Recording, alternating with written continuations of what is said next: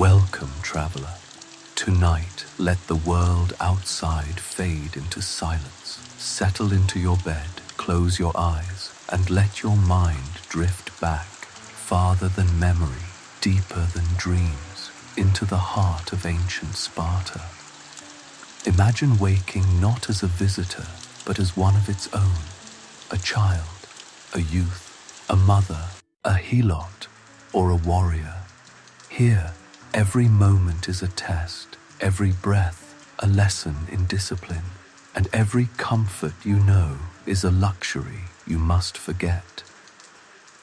You are not a guest here, you are home. But home in Sparta is not a place of softness or ease. Your bed is a hard mat of reeds, your blanket thin, the air in your barracks or stone house cold and sharp. The first light of dawn is not a gentle invitation, but a command. There are no lazy mornings, no time to linger. The day begins before the sun, with the bark of an order, the clang of a shield, the shuffle of bare feet on packed earth. Outside, the world is waking, but not with the gentle sounds of birds and laughter. Instead, you hear the low voices of boys reciting lessons, the thud of fists on training posts, the distant cries of helots already at work in the fields. The city is quiet, but beneath the silence is a tension, a readiness, a sense that every person is watched, every action measured. Your day does not begin with a choice, it begins with duty. In Sparta, every member of society has a role, and every role is enforced by law, by custom, by the ever-watchful eyes of your peers. There is no such thing as idleness. The chores that fill your day are not tasks to be avoided, but the very fabric of survival, for yourself, for your family, for the city that demands your strength. If you are a boy, you rise in the barracks, surrounded by others your age, all of you shaped by the agoj, the relentless training that will make you a Spartan or break you. There is no comfort, no privacy, only the closeness of bodies and the constant pressure to be tougher, faster, more silent than the rest. Your first task is to wash in cold water, to dress in a single rough cloak, to stand in line for inspection. Any sign of weakness, a shiver, a complaint, a tear will be noticed and punished. If you are a girl, your morning is different but no less demanding. You rise in your family's home, but your life is not one of quiet domesticity. You are expected to be strong, to exercise, to run and wrestle, to sing and dance in public festivals. Your hair is cut short, your clothes simple, your body trained for health and motherhood. You are watched, too, not for obedience, but for strength, for the promise of future warriors. If you are a helot, the dawn is a summons to labor.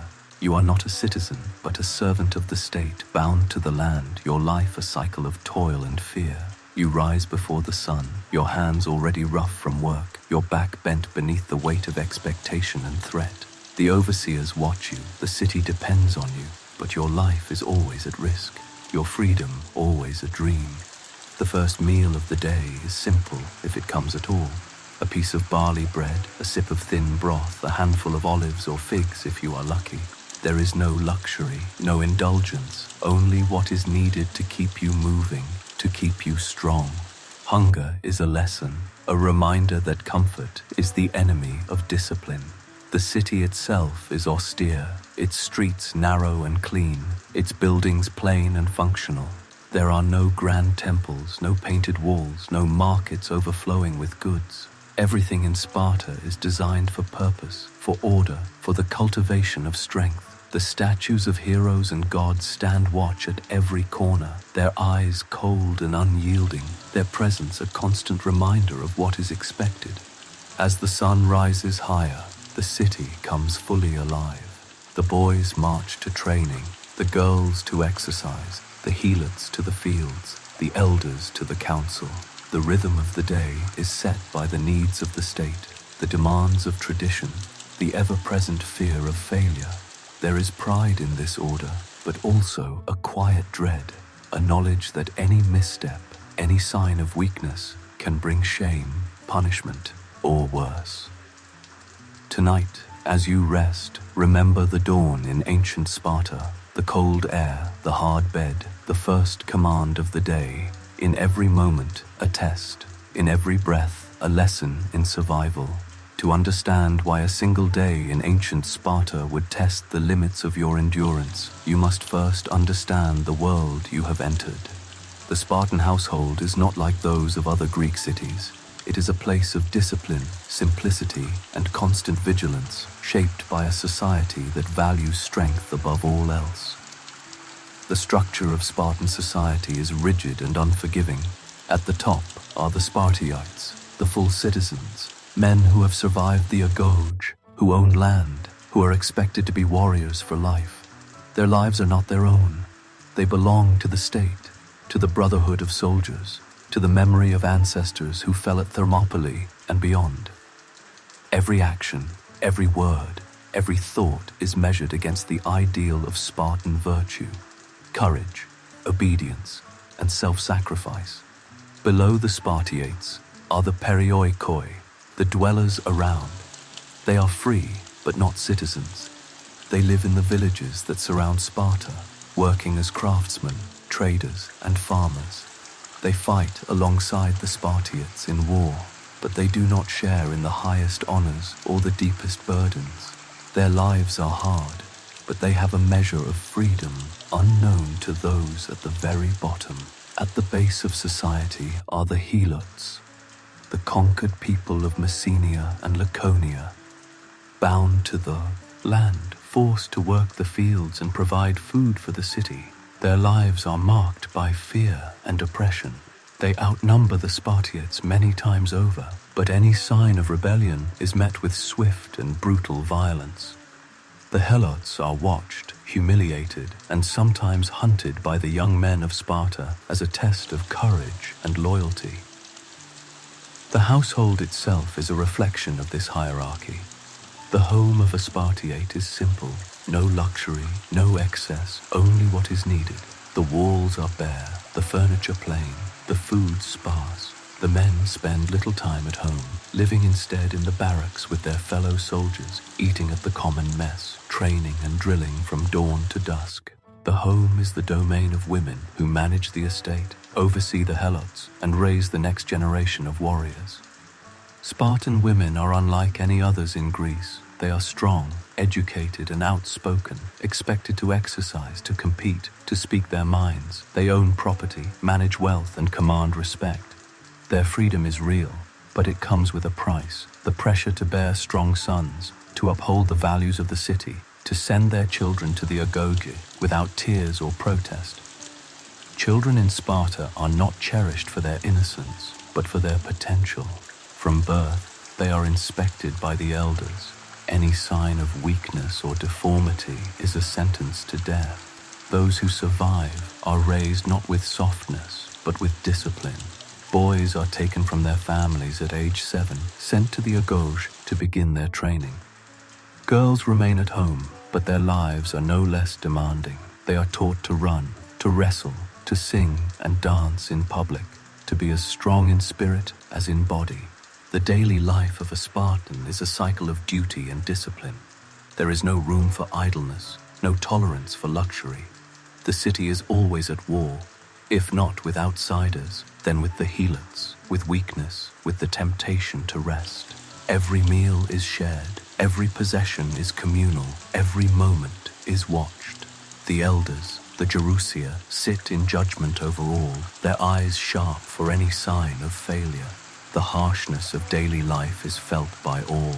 The Spartiates endure endless training. The perioikoi work and fight without honor. The helots labor and suffer in silence. The women bear the weight of expectation and pride. The city is united by fear and hope, by the memory of past glory and the constant threat of disaster. There is pride in this order, but also a quiet dread.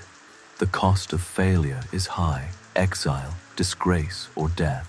The cost of success is never-ending vigilance, the sacrifice of comfort, the suppression of self. The city is strong, but it is also brittle, its peace maintained by force, its unity by fear.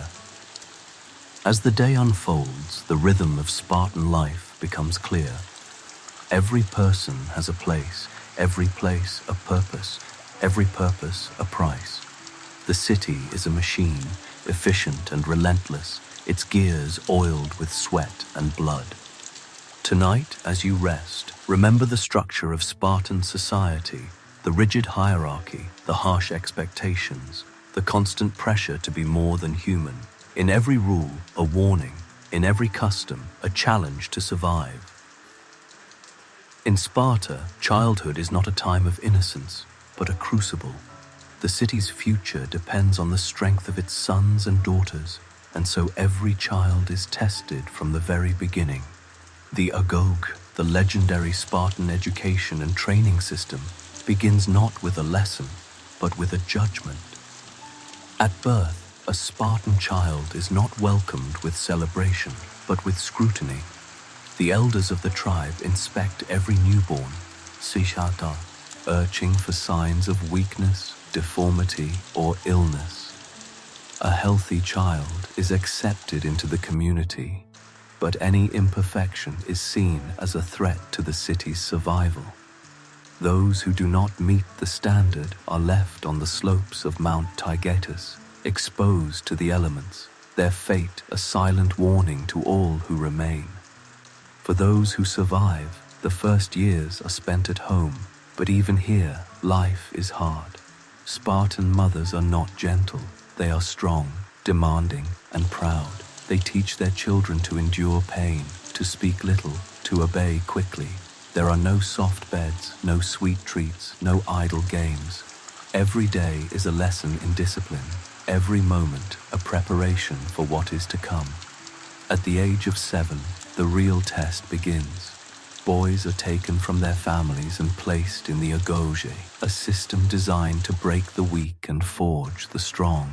The separation is sudden and absolute. There are no visits home, no letters, no comfort from parents. The boys live in barracks, sleeping on mats of reeds, sharing space with dozens of others, their lives now governed by the rules of the state.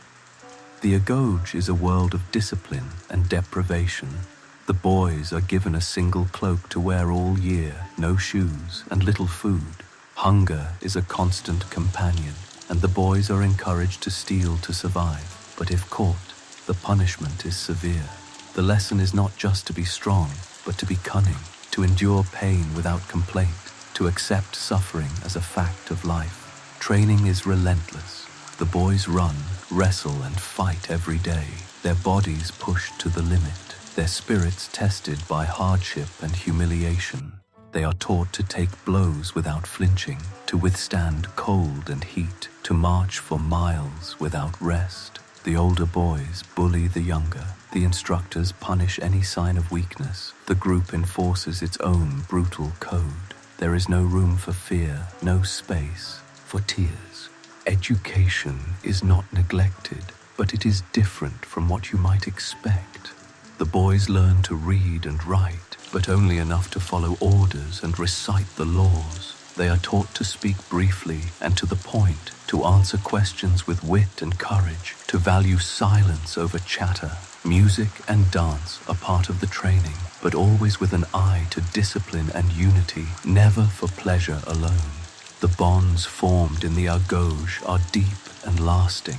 The boys become brothers, their loyalty to each other as strong as their loyalty to the city. They share everything: food, pain, secrets, and dreams. The friendships forged in hardship are a source of strength, but also a source of pressure. To fail is not just to disappoint yourself, but to betray your brothers, your family, your ancestors. Punishment is ever present. A boy who is slow, who complains, who shows fear or disobedience, is beaten in front of the others. The pain is real, but the shame is worse. The lesson is clear. In Sparta, there is no place for weakness, no tolerance for failure. Every day is a test, every night a reminder that only the strong survive. Girls too are trained, though their path is different. They remain at home, but their lives are shaped by the same values: strength, discipline, and pride. They exercise, compete, and learn to manage the household, to speak their minds, to prepare for the day when they will become mothers of warriors. Their freedom is greater than that of other Greek women, but their expectations are just as high. The agoge is not just a school, it is a forge. It shapes every Spartan, leaving scars that last a lifetime. The city's strength is built on the suffering of its children, its glory on the endurance of its youth.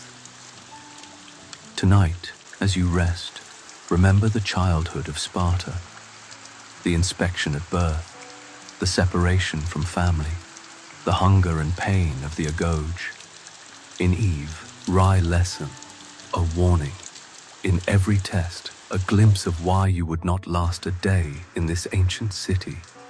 The agoge is the crucible at the heart of Sparta, a place where childhood is burned away and only the strongest emerge as true Spartans. For those who enter, every day is a trial, every moment a lesson in pain, endurance, and fear.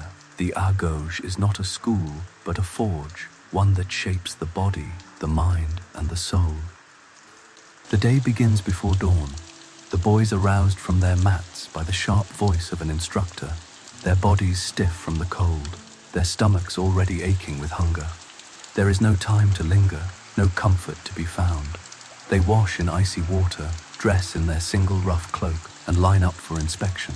Any sign of weakness, a limp, a shiver, a yawn, draws the attention of the instructors, and punishment is swift and public. Training is relentless. The boys run for miles, their bare feet pounding the hard earth, their lungs burning with effort. They wrestle and box, their bodies bruised and battered, their pride tested with every fall. They learn to fight with sticks, with fists, with whatever is at hand. The older boys are set against the younger, the strong against the weak, the group against the individual. The lesson is always the same. Only the tough survive. Hunger is a constant companion. The boys are given just enough food to keep them moving, never enough to be satisfied.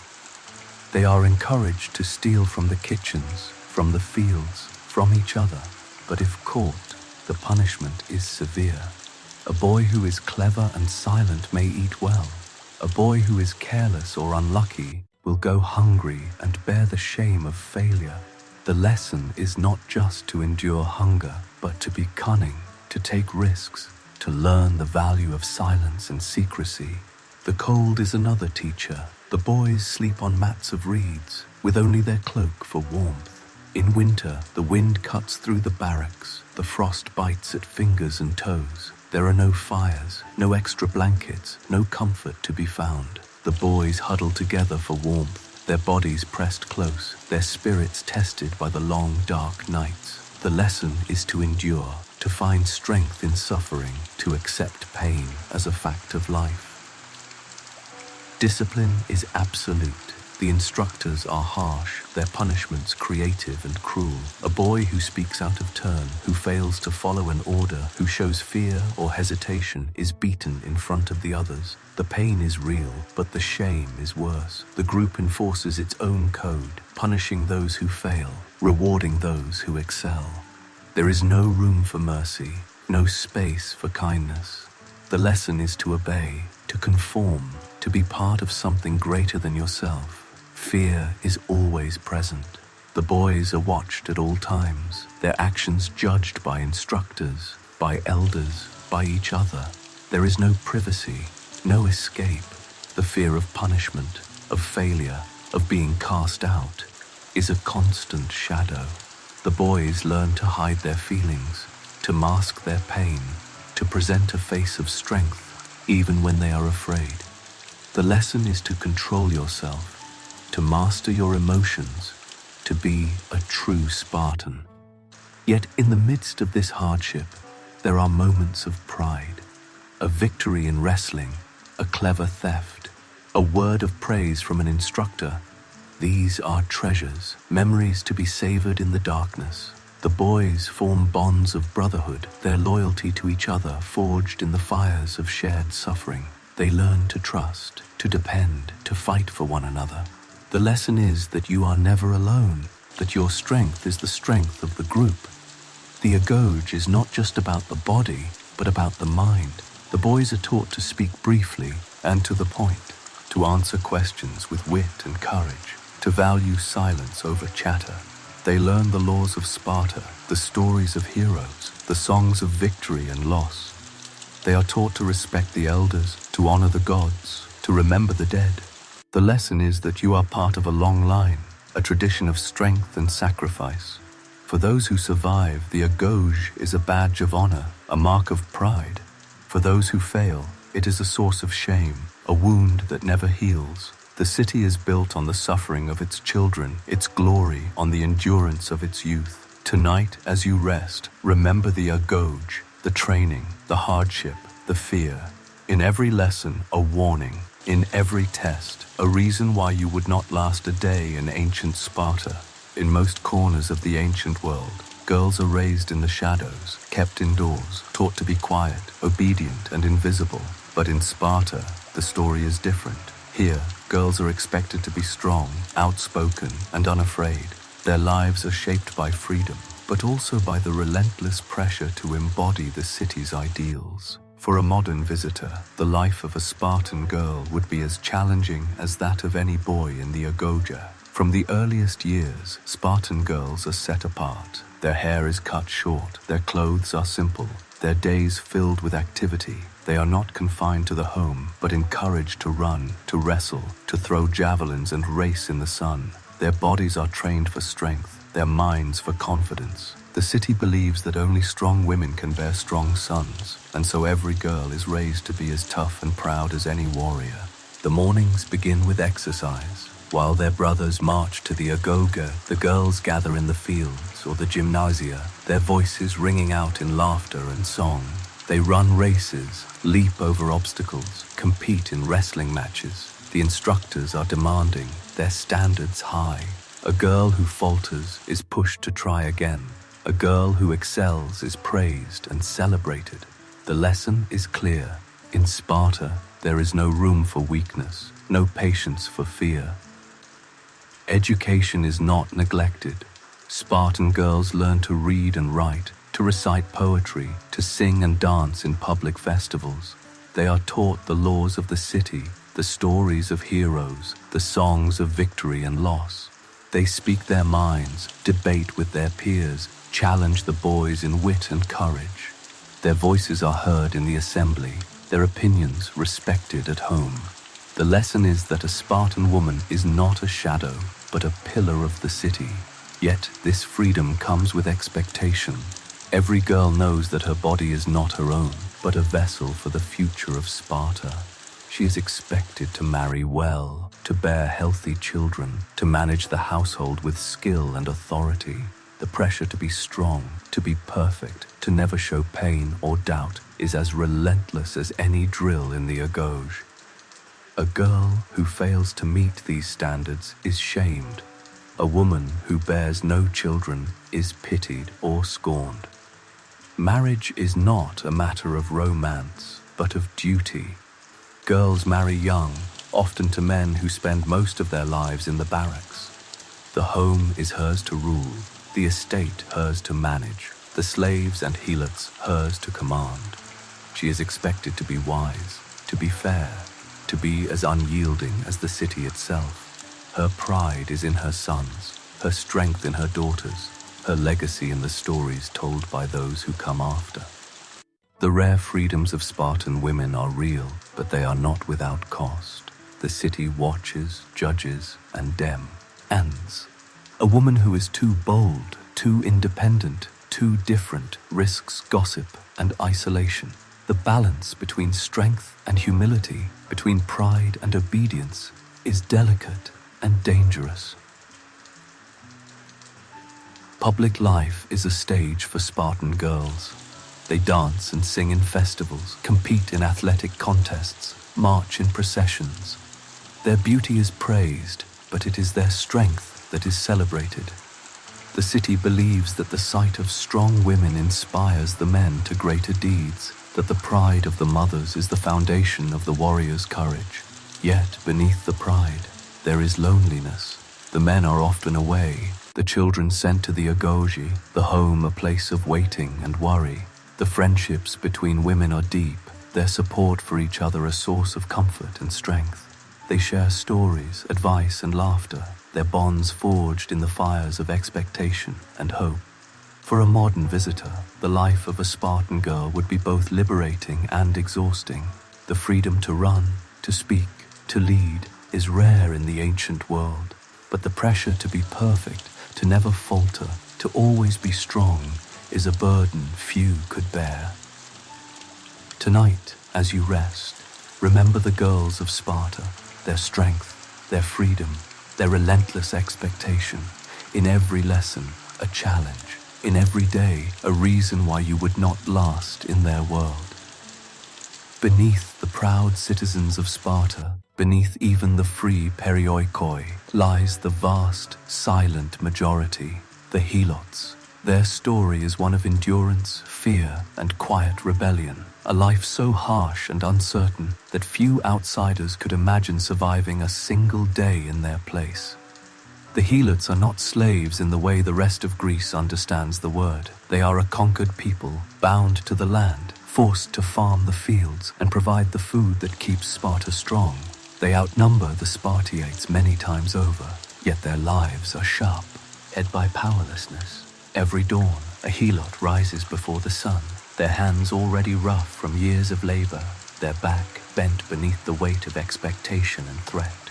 Their work is endless. They plow the fields, sow the grain, harvest the crops, press the olives, and tend the vineyards.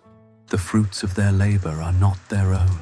Most of what they grow is taken by the state, delivered to the tables of the warriors and their families. What remains is barely enough to survive. Hunger is a constant companion, and the fear of punishment is never far away. The helots live under the constant gaze of their Spartan masters. Any sign of pride, any hint of rebellion is met with swift and brutal violence. The young men of Sparta, as part of their training, are sometimes sent out at night to hunt and kill helots who seem too strong, too clever, too bold. This ritual, the crypteia, is a tool of terror, a reminder that the helots' lives are always at risk. Humiliation is part of daily life. The helots are forced to wear special clothing, to sing and dance in mockery at public festivals, to accept insults and blows without protest. They are reminded at every turn that they are not citizens, not free, not even fully human in the eyes of the state. Their children are born into bondage, their hopes for escape or change are slim. Yet the helots endure. They find ways to survive, to resist, to hold on to their dignity. They work slowly, break tools, hide grain, pass messages in secret. They tell stories of their ancestors, teach their children to remember who they are, to hope for a better future. Their resistance is quiet, but it is real, a thread of defiance woven through every act of labor.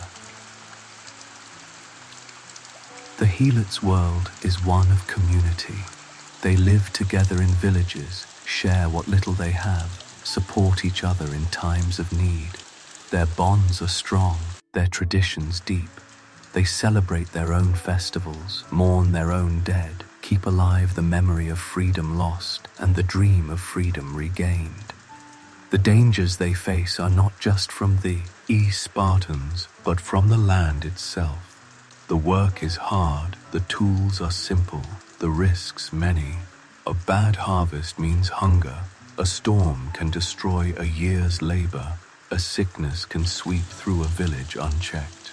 There is little help to be found, little mercy to be expected.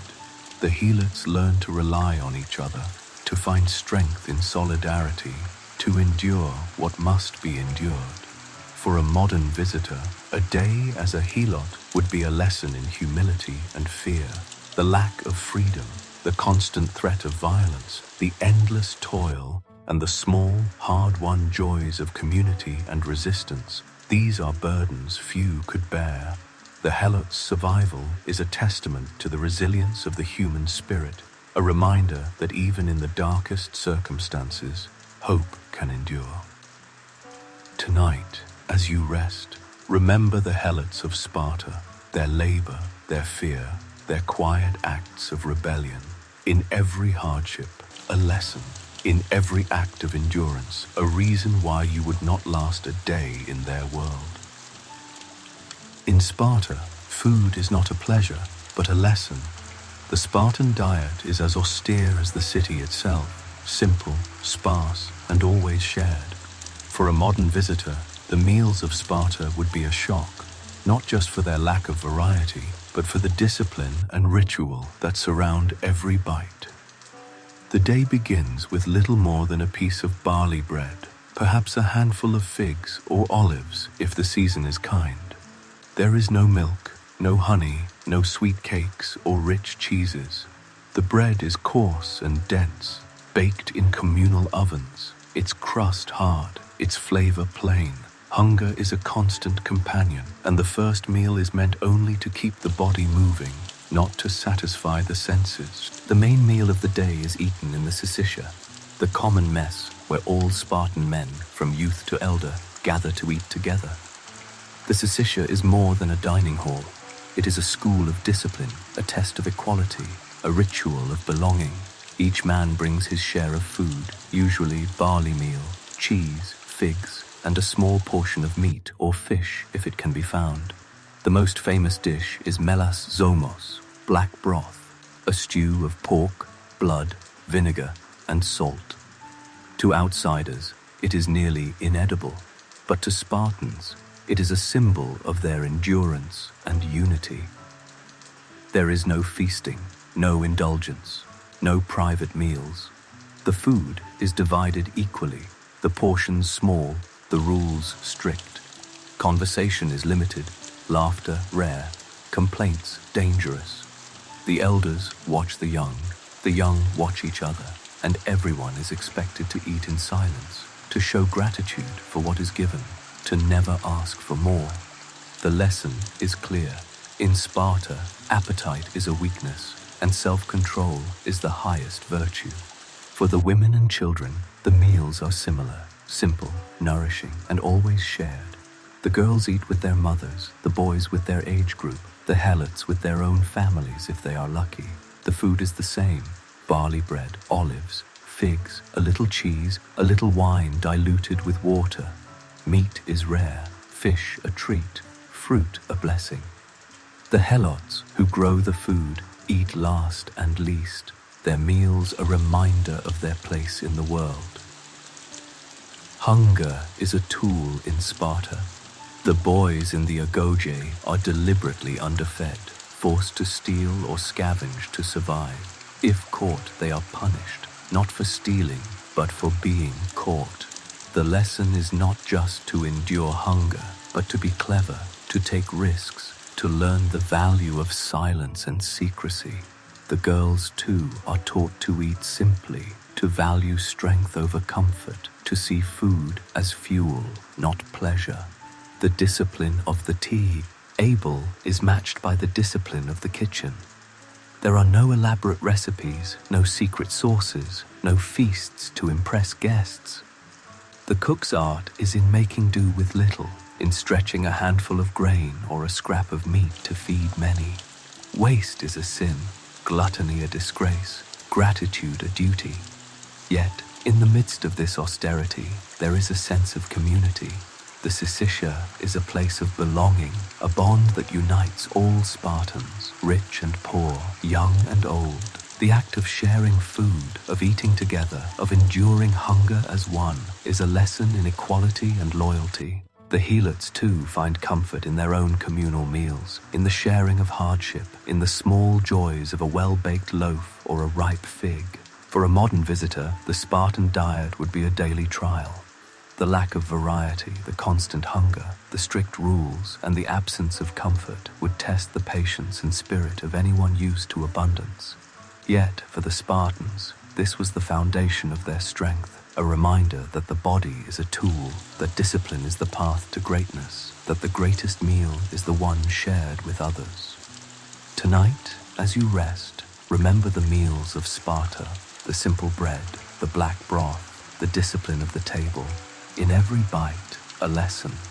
In every meal, a reason why you would not last a day in their world. In Sparta, the barracks are more than a place to sleep. They are the crucible where boys become men and men become warriors. For a modern visitor, a single night in the barracks would be a test of endurance, not just for the body, but for the spirit. Here, comfort is a forgotten word, and every moment is shaped by the twin forces of brotherhood and brutality. From the age of 7, Spartan boys leave their families and enter the world of the barracks. The walls are bare, the beds nothing more than mats of reeds, the air thick with the scent of sweat, dust, and old wounds. Privacy is unknown. Every movement, every word, every weakness is seen and judged by the group. The boys sleep side by side, their bodies pressed close for warmth, their dreams haunted by the day's trials and the fear of tomorrow. The day in the barracks is a cycle of training and testing. The boys rise before dawn, their bodies stiff from the cold, their stomachs empty. They wash in icy water, dress in their single cloak, and line up for inspection. The instructors are relentless, their eyes sharp for any sign of weakness. Punishment is swift and public. A slap, a blow, a beating with a stick. The lesson is always the same. Pain is a teacher, and only the strong survive. Brotherhood is forged in this fire. The boys learn to depend on each other, to share what little they have, to protect the weak and challenge the strong. They eat together, train together, suffer together. The bonds formed in the barracks are deeper than blood, a loyalty that will last a lifetime. Yet, this brotherhood is not gentle. Hazing is common, the older boys testing the younger, the group enforcing its own brutal code. A boy who cannot keep up, who complains, who shows fear, is mocked, shunned, or worse. Competition is constant. Every day is a contest. Who can run the fastest, fight the hardest, endure the most pain? The instructors encourage rivalry, knowing that only through struggle can true strength be found. The boys learn to hide their feelings, to mask their pain, to present a face of confidence even when they are afraid. The lesson is to control yourself, to master your emotions, to be a true Spartan. Yet, beneath the surface there is loneliness. The boys miss their fags, mealies, their mothers' voices, the comfort of home. They dream of warmth, of kindness, of a world where they are not always watched, always judged.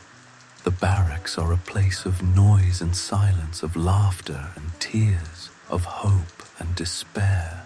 The boys learn to find comfort in small things, a kind word, a shared joke, a moment of rest. The brutality of the barracks is not just physical but psychological. The boys are taught to distrust outsiders, to scorn luxury, to see the world as a place of danger and competition.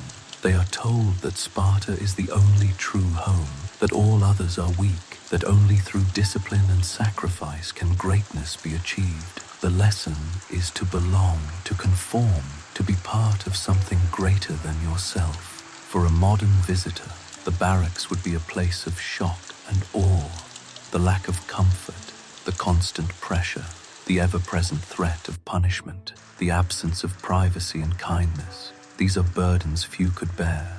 Yet for the Spartans, this was the foundation of their strength, the forge that shaped the warriors who would stand at Thermopylae and beyond. Tonight, as you rest, remember the barracks of Sparta, the brotherhood and brutality, the competition and loneliness, the lessons learned in pain and pride. In every night, a test. In every bond, a reason why you would not last a day in their world. In the world of ancient Sparta, women are not hidden away or silenced. They are the backbone of the city, the keepers of its values, the mothers of its warriors. Their lives are marked by strength and pride, but also by a burden few outsiders could bear. For a modern visitor, the expectations placed on a Spartan woman would be as daunting as any trial in the Agoge. From girlhood, Spartan women are raised to be strong in body and mind. They run, wrestle, and compete in athletic contests, their muscles honed by exercise, their spirits shaped by competition. They are taught to speak boldly, to command respect, to manage estates and oversee the work of helots. Their education is broad: reading, writing, music, and the laws of the city. They are expected to be as clever as they are courageous. But the greatest expectation is motherhood. A Spartan woman's worth is measured by the sons she bears and the warriors she raises. She is praised for her strength, but also for her ability to let go.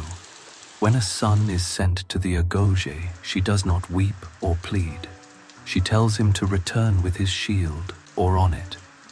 The pride of a Spartan mother is legendary, but so is her pain. Every day she lives with the knowledge that her children may die in battle, that her family's honor depends on their courage. Marriage in Sparta is a partnership, but not a romance. Husbands and wives spend much of their lives apart. The men in the barracks, the women at home. The wife manages the household, controls the finances, and makes decisions in her husband's absence. She is respected, even feared, by the men of the city. Her voice is heard in public, her opinions valued in private. Yet, this power comes with isolation. The home is hers to rule, but it is also a place of waiting and worry. The pressure to be perfect is relentless. A woman who fails to bear children, who shows weakness or fear, is shamed or pitied. The city expects its women to be models of discipline, to never complain, to always put Sparta first. The pride of the mothers is the foundation of the warrior's courage, but the cost is high, a lifetime of sacrifice, of hope and fear, of pride and loss. The bonds between Spartan women are deep. They support each other in times of joy and sorrow, share advice, see and comfort, celebrate victories, and mourn losses together. Their friendships are a source of strength, their laughter a rare joy in a world of duty. They tell stories of heroes and heroines, of battles won and lost, of the mothers who came before and the daughters who will follow. The role of women in Sparta is unique in the ancient world. They own property, inherit wealth, and command respect. They are free to move about the city, to speak their minds, to compete and celebrate in public. Yet their freedom is always balanced by expectation, their power by responsibility, their pride by pain. For a modern visitor, the life of a Spartan woman would be both inspiring and overwhelming. The strength required to manage a household, to raise warriors, to endure loss and isolation, to uphold the values of the city, these are burdens few could carry. The pride of Sparta is built on the shoulders of its women, their courage as vital as any sword or shield. Tonight, as you rest, remember the women of Sparta, their strength, their pride, their sacrifice. In every mother, a warrior. In every day, a reason why you would not last in their world. To be a Spartan warrior is to live a life of constant preparation, ritual, and fear. The image of the hoplite, shield in hand, spear at the ready, red cloak billowing in the wind, is legendary. But behind the glory is a daily reality of discipline, exhaustion, and the ever-present shadow of death. For a modern visitor, the life of a Spartan warrior would be a relentless test, both physically and mentally. The training never ends. From the agoge to adulthood, every day is filled with drills and exercises. The warriors rise before dawn, their bodies already marked by old scars and new bruises. They run, march, and practice the phalanx formation, learning to move as one, to trust the shield of the man beside them more than their own. The instructors are merciless, their standards impossibly high. A single mistake, a dropped shield, a missed step, a moment of hesitation can bring public shame or harsh punishment. Weapons are an extension of the body. The spear, the sword, the shield, Each is cared for with reverence, each has its own rituals. The shield, in particular, is sacred. To lose it in battle is the greatest disgrace, for it is not just your own protection, but the protection of your brothers. The red cloak is worn as a symbol of courage, its color meant to hide wounds and blood, to show the enemy that Spartans do not fear pain or death. Before battle, rituals are performed to steel the mind and spirit. Sacrifices are made to the gods, omens are read, songs of ancestors and heroes are sung. The warriors eat a simple meal together, their faces set, their voices low. There is bravado, but also fear, a fear that is never spoken, but always felt. The elders remind the young of their duty. The mothers send their sons with words of pride and warning. Return with your shield, or on it.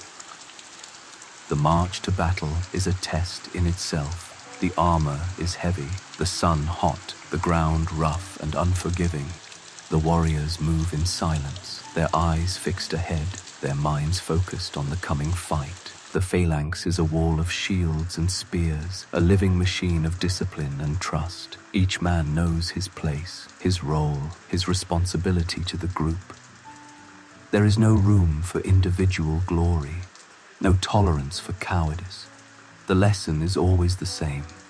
The strength of Sparta is the strength of its warriors together. In the heat of battle, fear is a constant companion.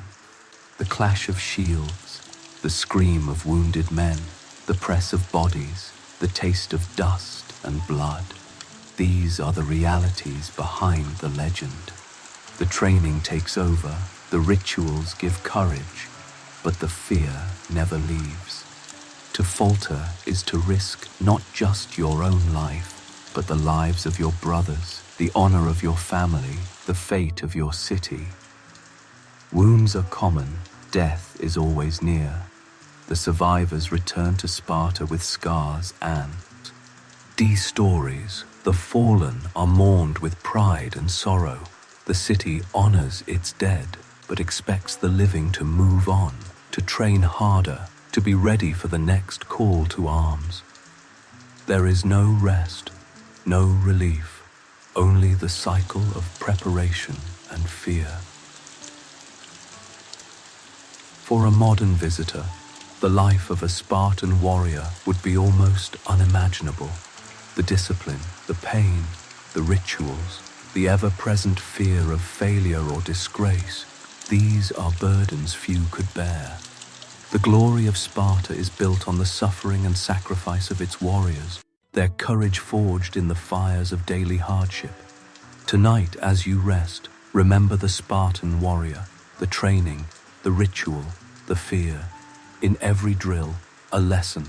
In every battle, a reason why you would not last a day in their world. Beneath the surface of Spartan discipline and unity lies a darkness that few outsiders ever see.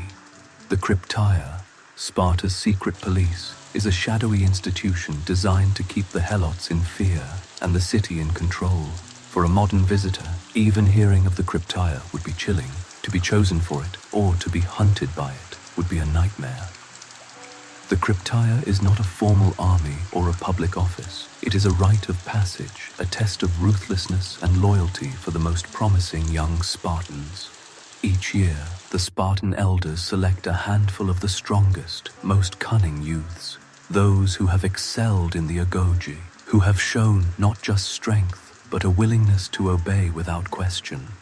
These young men are sent out into the countryside, armed only with a dagger and a cloak, to live off the land and to do the city's darkest work. Their mission is simple but brutal, to terrorize the helots. By night, the members of the Crypteia move through the fields and villages, watching for any sign of rebellion, any helot who seems too strong, too clever, too proud. If they find such a person, they are expected to kill without mercy, to leave no witness, to return to Sparta with blood on their hands and silence on their lips. The purpose is clear, to remind the helots that they are never safe, that the city's power is absolute, that fear is the true foundation of Spartan order. For the young men chosen, the crypteia is a test of everything they have learned. They must survive alone, without food or shelter, relying on their wits and their training. They must kill without hesitation, hide without being seen, endure the cold and the hunger and the guilt. The experience is meant to harden them, to strip away any softness, to prove that they are worthy of being true Spartans. But the cost is high. The psychological toll of the crypteia is immense. The young men are forced to confront their own capacity for violence, to live with the memory of what they have done, to return to the city as heroes in public but as haunted souls in private. The bonds of brotherhood are tested, the line between loyalty and cruelty blurred. Some never recover, their spirits broken by the darkness they have seen and caused. For the helots, the crypteia is a constant terror. They live with the knowledge that death can come at any time, for any reason, without warning or justice. The stories of the crypteia are whispered in every village, told to every child, a warning to never stand out, to never hope for more. The fear is not just of violence, but of invisibility, of being killed and forgotten, of living and dying without a name. The existence of the crypteia reveals the true cost of Spartan order. The city's strength is built not just on discipline and courage, but on fear and oppression. The unity of the Spartiates is maintained by the suffering of the helots, the pride of the warriors by the silence of the conquered. The rituals of the crypteia are a reminder that even in the most admired societies, darkness can hide beneath the surface. For a modern visitor, the idea of the crypteia is almost unthinkable. The lack of mercy, the celebration of cruelty, the use of fear as a tool of state. These are lessons in why you would not last a day in ancient Sparta. The city's glory is inseparable from its shadows, its strength from its secrets. Tonight, as you rest, remember the crypteia, the secret police, the terror of the night, the darkness at the heart of Sparta. In every shadow, a warning. In every silence, a reason to be grateful for gentler times. In Sparta, the gods are never far away. Every day, every action, every hope and fear is woven with ritual and belief. Religion is not a private comfort, but a public duty, a force that shapes the city's laws, its festivals, its wars, and its daily routines. For a modern visitor, the constant presence of the divine would be both awe-inspiring and exhausting. The Spartans are deeply religious, but their worship is as disciplined as their lives. The gods are honored not with luxury, but with order, sacrifice, and strict observance. Apollo, the god of light and prophecy, is the city's special protector. His temple stands at the heart of Sparta, its columns plain but its rituals precise. Artemis, goddess of the hunt and of young women, is honored with festivals and dances, her image a reminder of the strength expected from every Spartan girl. Every day begins and ends with prayer.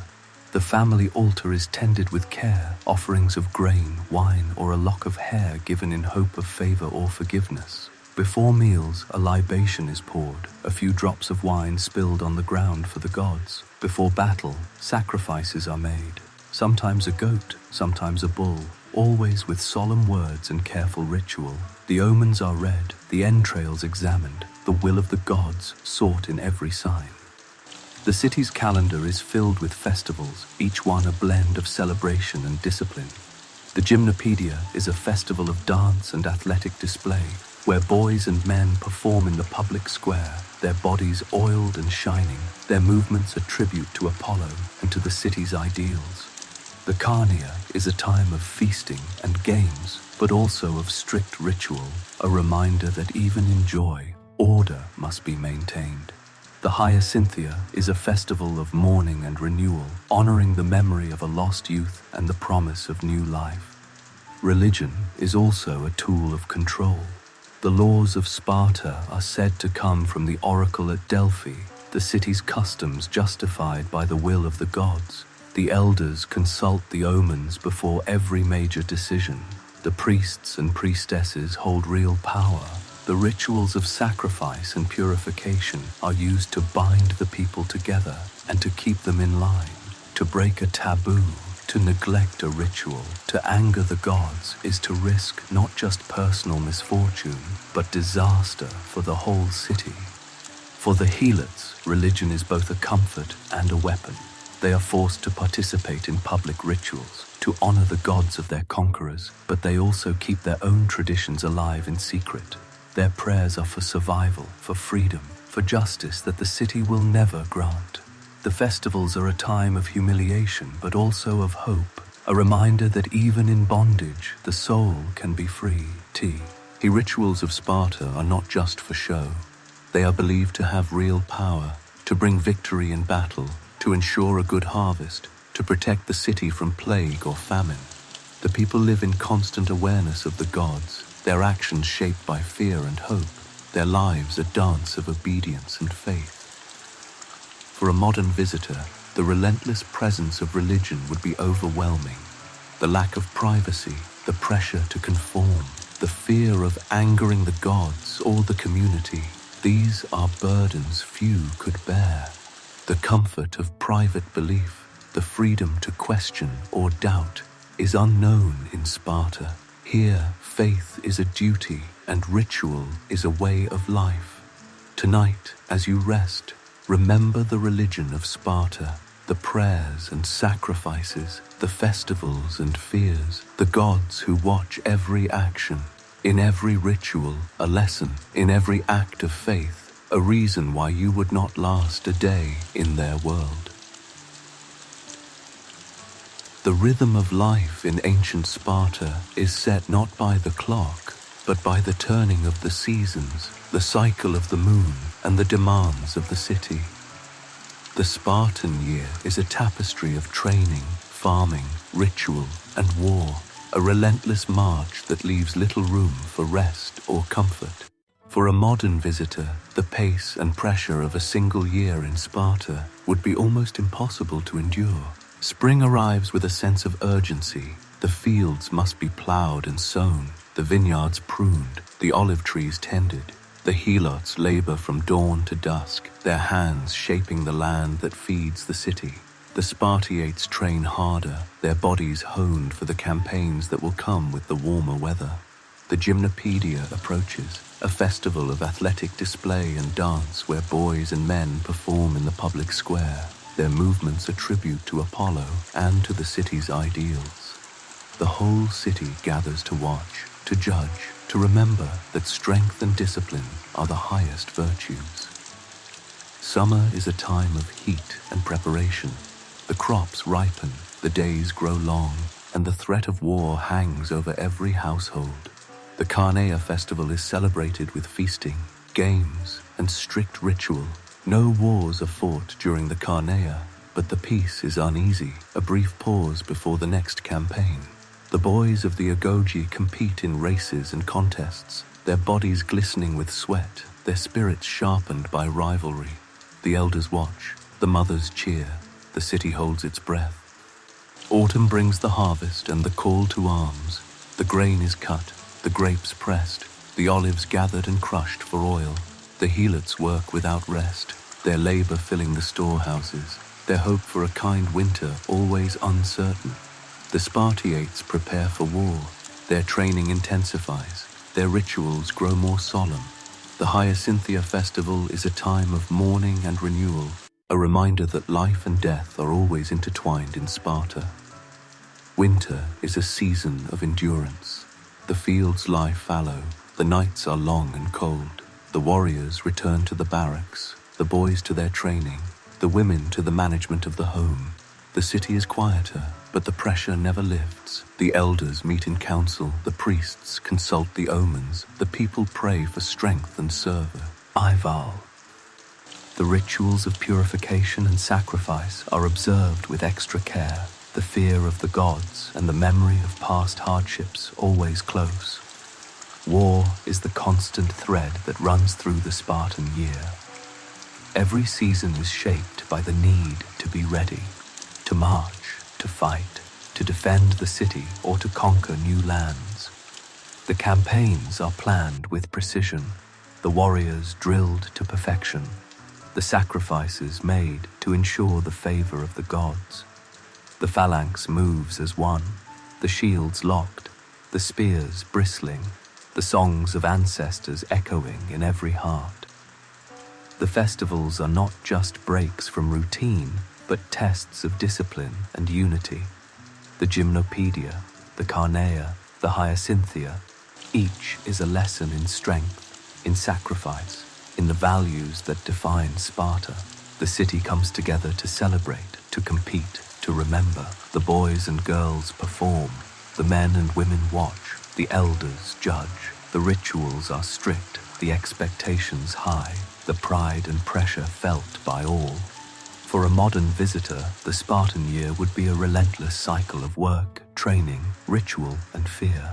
The lack of rest, the constant demands, the ever-present threat of war and judgment, these are burdens few could bear. The city's strength is built on the sacrifice of comfort, the suppression of self, the unity of purpose. Tonight, as you rest, remember the year in Sparta, the seasons of labor and war, the festivals of strength and sorrow, the rhythm of a life lived for the city. In every month, a lesson. In every year, a reason why you would not last a day in their world. In Sparta, perfection is not a goal, it is a demand. The city's reputation for strength and discipline is built on a foundation of harsh punishment and the ever-present threat of exile. For a modern visitor, the price of falling short, even for a moment, would be more than most could bear. From the earliest days in the Agoge, punishment is a constant companion. A boy who fails to keep up in training, who shows fear or hesitation, who is caught stealing without cunning, is beaten in front of his peers. The pain is real, but the shame is worse. The lesson is clear. In Sparta, there is no room for weakness, no tolerance for failure. The group enforces its own code, and the instructors are relentless in their pursuit of discipline. The punishments are not just physical. Public humiliation is a tool as sharp as any whip. A boy who stumbles in a dance, who forgets a line in a song, who fails to answer a question with wit and courage, is mocked and shamed. The elders watch, the mothers judge, the city remembers. The fear of disgrace is a shadow that follows every Spartan, a weight that never lifts. For adults, the stakes are even higher. A warrior who loses his shield in battle, who flees from the enemy, who fails to protect his brothers, is branded a trembler, a coward. The mark is not just a word, but a sentence. The trembler is shunned by his peers, forced to sit alone at meals, denied the right to marry, to vote, to speak in public. His family shares in his shame. His name becomes a warning to others. The city's pride is built on the sacrifice of those who cannot keep up. Exile is the ultimate punishment.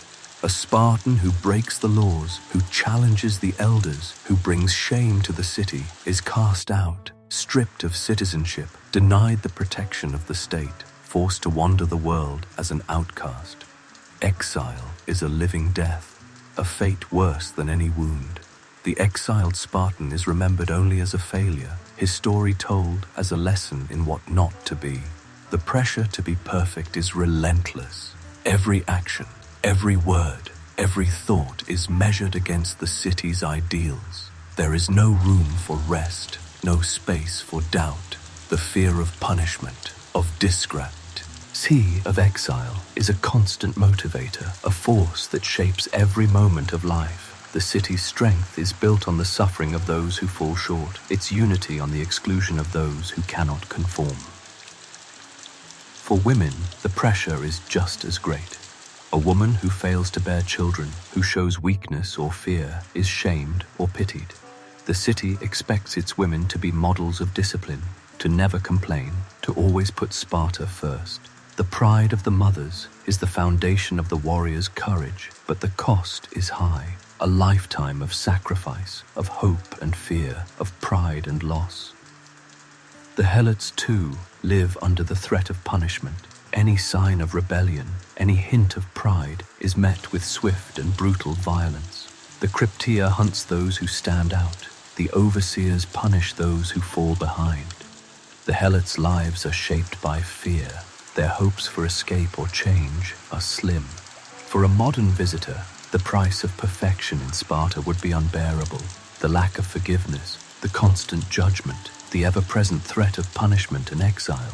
These are burdens few could carry. The city's glory is built on the suffering of its own people, its pride on the exclusion of those who cannot keep up. Tonight, as you rest, remember the price of perfection in Sparta, the punishments, the shame, the fear of exile. In every rule, a warning. In every failure, a reason why you would not last a day in their world. For all its pride and discipline, Sparta is a city set apart. The world beyond its borders is both a threat and a temptation, a place of enemies and allies, of strange customs and forbidden luxuries. For a modern visitor, the suspicion and isolation that define Spartan life would be as hard to bear as any drill or punishment. The Spartans are taught from childhood to distrust outsiders. Foreigners are seen as weak, soft, and corrupt.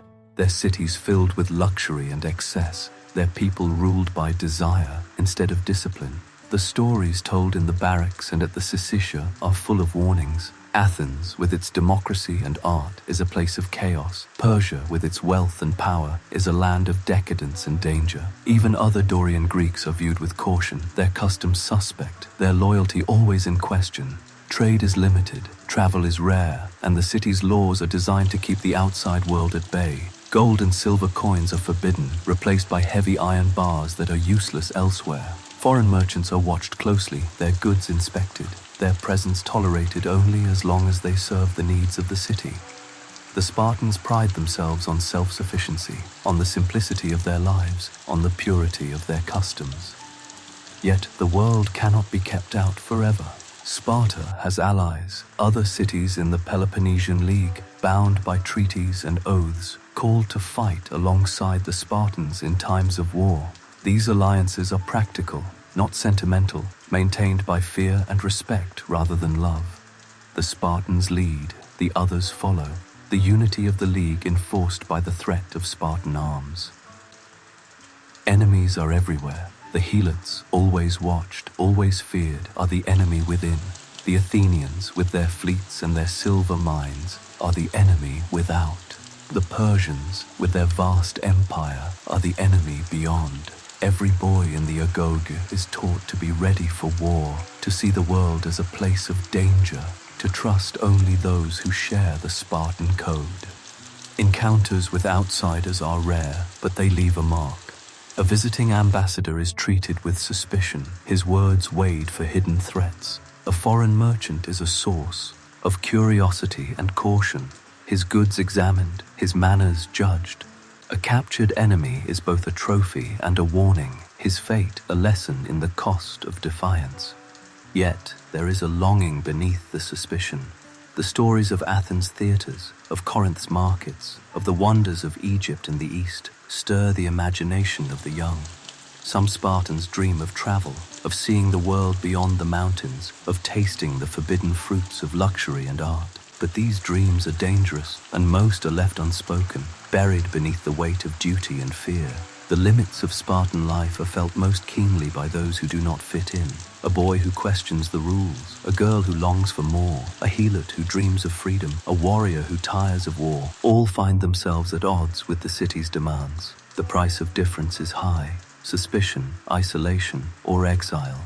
For a modern visitor, the suspicion of outsiders, the disdain for luxury, the fear of change would be a daily trial.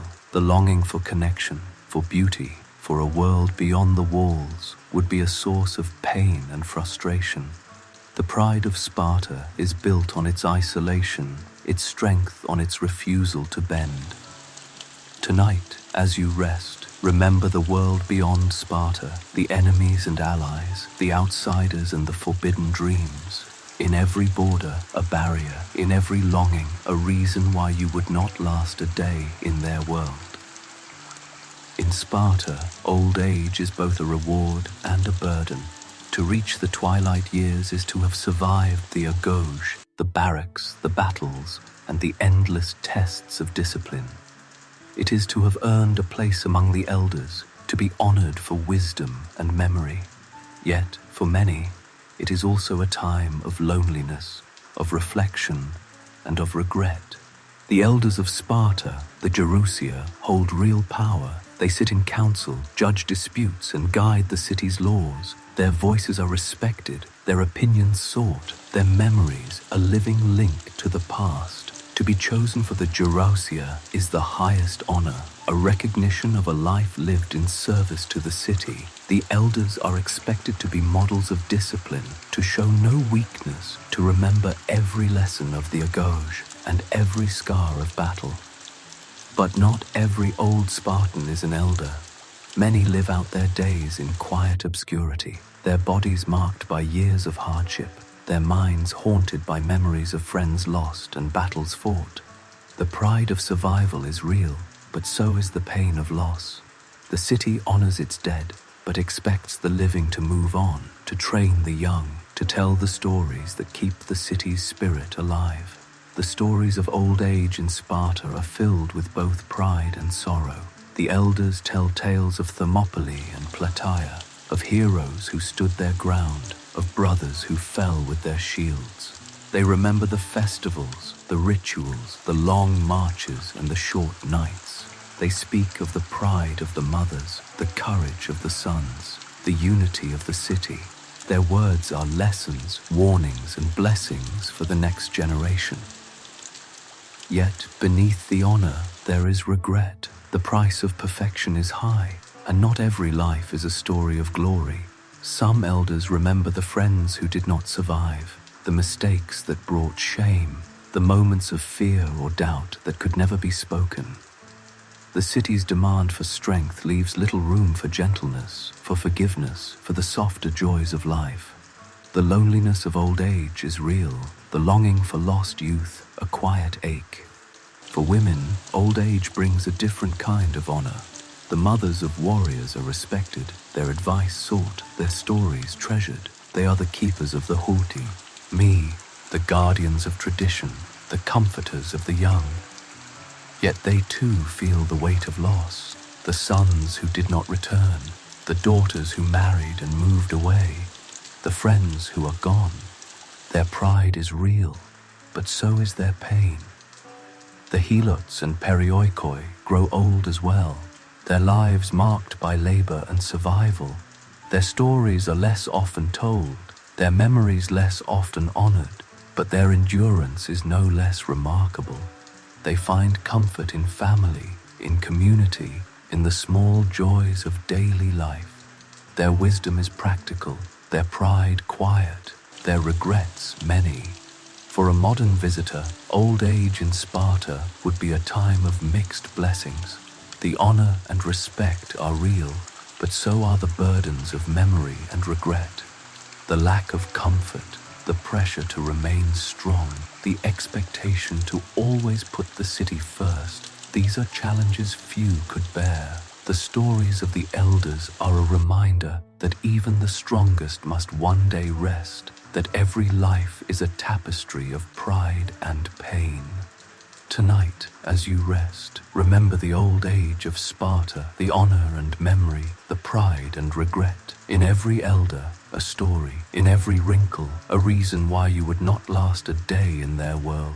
The story of Sparta does not end with the fall of its walls or the fading of its armies. Its legacy echoes through history, in myth and memory, in admiration and warning. For centuries, the world has looked to Sparta as a symbol of strength, discipline, and sacrifice. Yet, beneath the legend lies a reality few would wish to endure. The myths of Sparta are powerful. The tale of the 300 at Thermopylae, standing against the might of Persia, has inspired generations. The image of the hoplite, shield in hand, red cloak billowing, is a symbol of courage and unity. The stories of mothers sending their sons to war with the words, "with your shield" or "on it," are repeated as lessons in patriotism and Day, the discipline of the Agoja, the equality of the Sicilia, the power of the Jerusia. These are held up as ideals, examples of what a society can achieve when it demands the best from its people. But the reality is more complex. The strength of Sparta was built on suffering, on the pain of children in the Agoj, on the fear of the Helots, on the exclusion of those who could not keep up. The unity of the city was maintained by harsh punishment, by the suppression of individuality, by the constant threat of war and exile. The pride of the warriors was matched by the loneliness of the elders, the courage of the mothers by the pain of loss. The lessons of Sparta are both inspiration and warning. The city's discipline and unity are admirable, but the cost is high. The suppression of comfort, the denial of self, the use of fear as a tool, these are burdens few would choose to bear. The glory of Sparta is inseparable from its darkness, its strength from its suffering. The echoes of Sparta can be heard in every society that values discipline, that honors sacrifice, that seeks unity through shared hardship. The stories of the Agoja, the Sicilia, the Phalanx, and the festivals are reminders of what people can achieve together and of what they can lose in the pursuit of perfection. For a modern visitor, the myth of Sparta is both alluring and sobering. The idea of a city where everyone is strong, where discipline is absolute, where unity is unbreakable, is tempting. But the reality, the pain, the fear, the loneliness, the loss, is a reason to be grateful for gentler times, for the freedom to be weak, to rest, to dream. The legacy of Sparta is not just in its victories, but in its warnings. The city's fall came not from defeat in battle, but from the weight of its own demands, from the inability to adapt, to change, to embrace the softer virtues of compassion and forgiveness. The stories of Sparta are a reminder that strength without mercy, unity without freedom, discipline without joy are not enough to sustain a people. Tonight, as you rest, remember the echoes of Sparta, the myths and realities, the lessons and warnings. In every legend, a truth. In every memory, a reason why you would not last a day in their world. The night is deep now, and the city of Sparta is silent. The last embers in the hearth glow softly, casting gentle shadows on the stone walls. The warriors sleep, their dreams woven with memories of battle and brotherhood. The mothers rest, their hearts heavy with pride and worry. The Helots lie in their huts, the elders in their quiet chambers, the city held in a moment of stillness that feels as old as the mountains themselves. As you lie in your own bed, let your mind wander back through the journey you have taken tonight. Remember the first light of dawn in Sparta, the cold air, the hard bed, the barked command that began the day.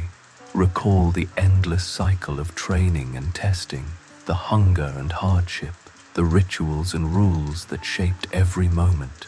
Picture the faces of the boys in the Agoj, the girls running in the fields, the Helots laboring in the shadows, the warriors marching to war, the mothers watching and waiting, the elders remembering and judging. Think of the meals shared in the Sicilia, the simple bread and black broth, the discipline of the table, the silence and the hunger. Remember the brotherhood of the barracks, the bonds forged in pain and pride, the loneliness that lingered beneath the surface. Recall the pride and pressure of the women, the strength and sorrow of the mothers, the power and isolation of the elders. Remember the fear of the cryptia, the weight of punishment and exile, the suspicion of outsiders, the longing for a world beyond the walls. Let yourself feel gratitude for the comforts you enjoy.